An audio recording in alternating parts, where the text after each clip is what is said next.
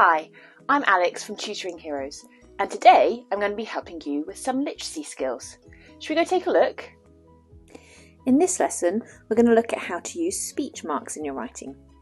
Our checklist says we're going to use the speech mark sandwich method. So, the speech marks are the bread, and they'll go at the beginning and the end of what the person says. We'll have the main ingredient, which will be the sentence. We'll add some lettuce, which will be our capital letters. We'll add some tomatoes, which will be our punctuation. And we'll make sure that all of that fits within the speech marks.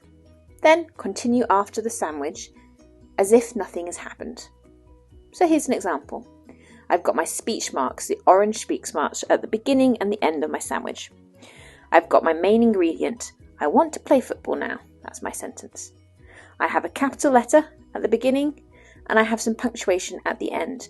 The punctuation goes inside the sandwich, so inside the speech marks. Then I carry on as if nothing has happened. Said Tom.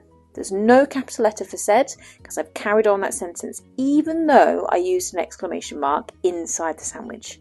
I pretend it doesn't count because it was inside the speech mark sandwich, not part of the whole sentence. Then I have my capital letter for Tom and a full stop at the end. Now if we were to carry on and use more speech, you start a new speech mark sandwich. So, speech marks open, wait until later, comma. I used a comma because I'm going to have this person carry on speaking. I close my speech marks and I write said mum impatiently. I then open my speech marks again as though I'm doing a brand new speech mark sandwich, as we have to get some milk first. Full stop, close my speech marks.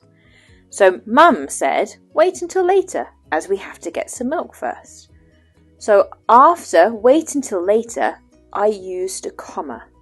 So this time, when mum continues to speak, I don't need to use a capital letter because she's continuing on her speech. If she was to say something brand new, we would need a capital letter.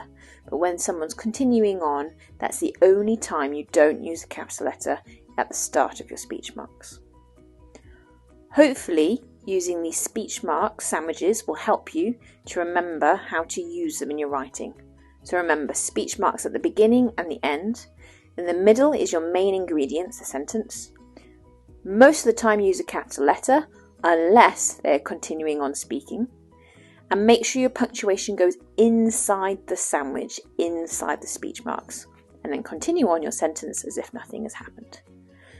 Good luck using your speech marks, and I hope you found this little lesson helpful. Thanks for watching this video today, brought to you by Tutoring Heroes.